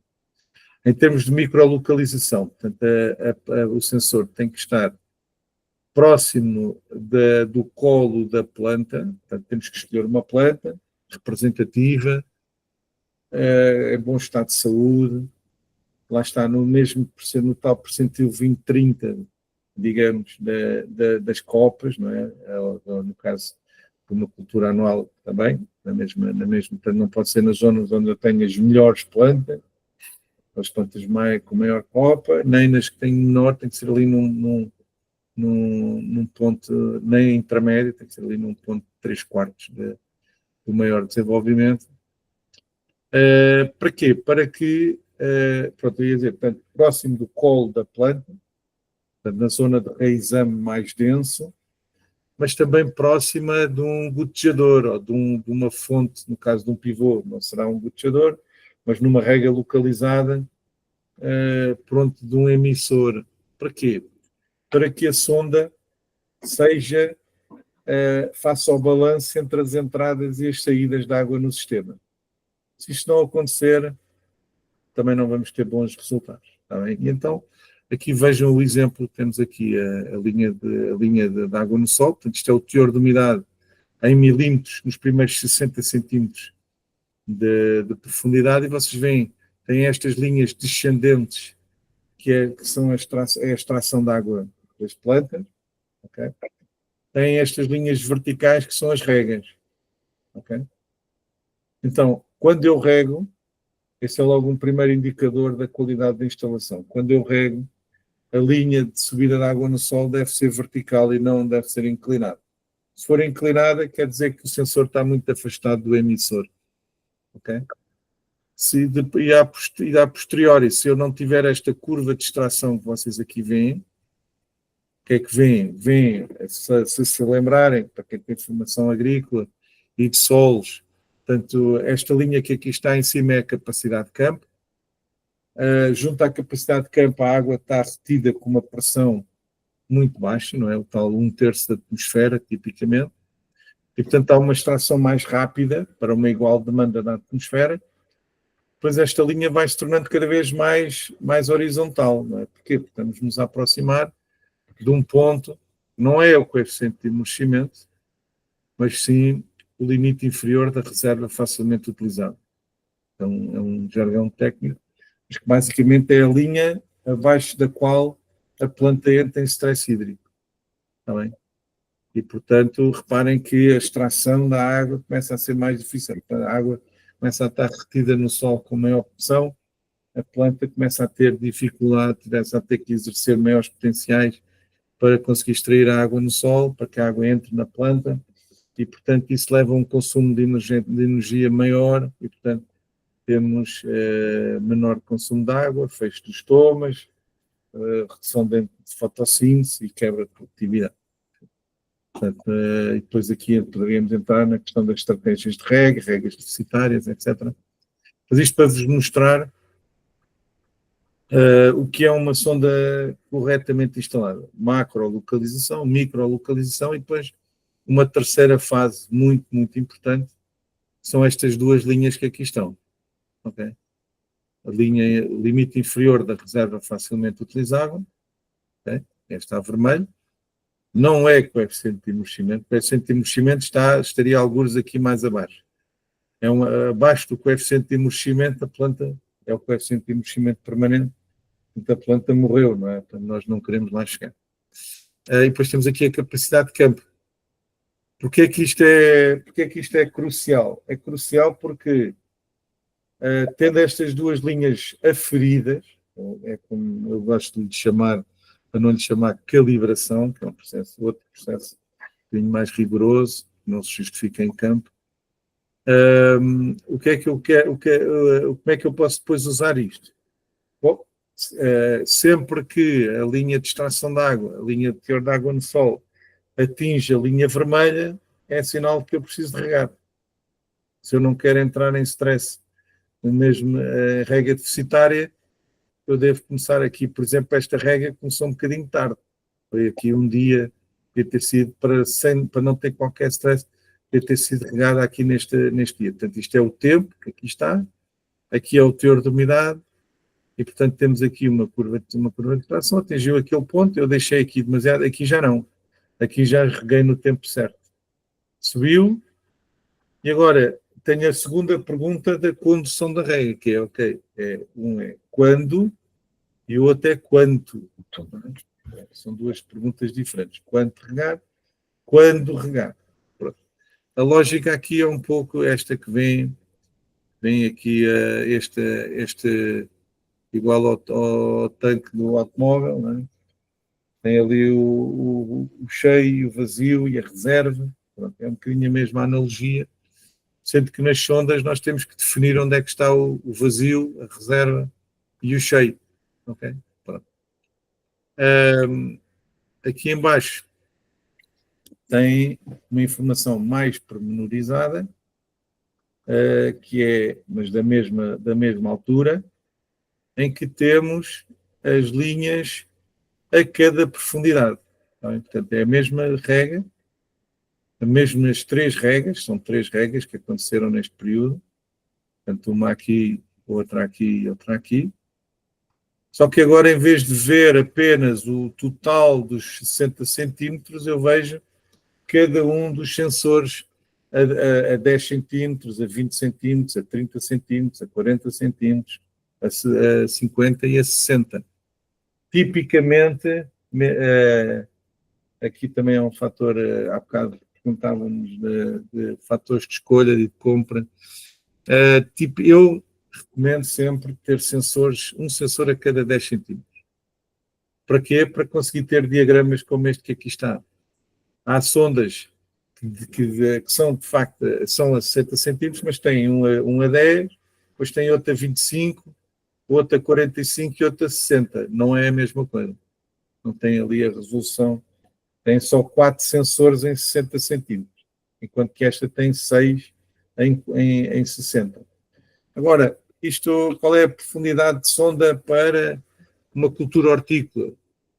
Lógico que provavelmente em algumas hortícolas 40 centímetros de sonda chega perfeitamente. E na fruticultura? Na fruticultura eu uso sondas de 60 e com uma justificação. É que há quem use de 80, mas eu uso a 60 com uma justificação. É que a maior parte da atividade do solo e das plantas e extração de água é nos primeiros 40, 50, 60 centímetros de solo. Porquê? Porque em baixo tem compactação muito elevada, tenho já problemas complicados de extração de água e pronto, portanto estes 60 centímetros são, diria, o limite máximo para a cultura permanente, pomar, etc. E depois para a hortícola, podendo ser menor em função da profundidade de raizante. Dentro da horticultura há uma variabilidade muito grande. Pronto, eu não me queria, pois amanhã falaremos, continuaremos aqui. Eu depois queria-vos mostrar aqui vários cenários, vários anos aqui e as ilações que podemos ter para a otimização da rega. Mas, pronto, já são 8 horas, não queria tomar mais do vosso tempo. Se tiverem alguma questão rápida, podemos responder já. Se quiserem deixar para amanhã, cá estaremos às 6, não é? E, portanto, também terá todo... 5 Açores. 5. Peço imensa ajuda. 5 nos Açores, no centro da 4 Terra. em Cabo Verde. Pode aparecer alguém interessado em inscrever-se, não é? No centro da Terra são 5 da tarde, né? Na periferia são 6. E, portanto, estejam à vontade. Se quiserem colocar agora, deixar para amanhã. Agora só para lançar assim mais umas achas para a fogueira. Bom, se nós formos por uma questão de fuso horário, o centro da Terra, até nesse caso... Eu aqui estava a meter o centro da Terra... Eu percebi. Como é óbvio, não é? Exatamente. Neste momento, sem dúvida. Ó Pedro, eu vou ter que me ausentar, porque eu tenho agora um compromisso aqui a um quarto de hora. Claro que sim. E portanto peço imensa desculpa. Boa Não, tarde a todos, até amanhã. Até amanhã. Desculpem. No fundo, a sessão também já está aqui no seu términos, por isso, a menos que alguém queira aproveitar então a colocar aqui alguma questão, observação, o que seja, sintam-se à vontade, se for esse o caso. Se não for, também está tudo bem. Há mais oportunidades amanhã, embora seja dia do trabalhador, mas isto, a malta está tão dedicada como é que até mesmo no dia do trabalhador o pessoal trabalha na mesma, não é? Portanto, cá estaremos amanhã para mais uma sessão à mesma hora. Na sexta-feira, ao invés de 2, são 3 horas, portanto, ao invés de terminarmos às 7 horas dos Açores, terminamos às 8. Nós aqui temos que fazer depois o jantar um bocadinho mais tarde. E no sábado, só para relembrar, quem ainda não souber, que a sessão que era para ter ocorrido no dia do apagão, na segunda-feira, passou então para sábado, das 2 da tarde às 4 horas dos Açores. E penso que é tudo, sendo assim por agora. Obrigado, professor Ricardo. Obrigado, Rodrigo. O professor David já saiu. Obrigado a todos os participantes. E amanhã espero contar convosco e com mais, chamem amigos, chamem conhecidos, convidem malta, que é para sermos aqui bastantes e criar aqui alguma discussão entre todos.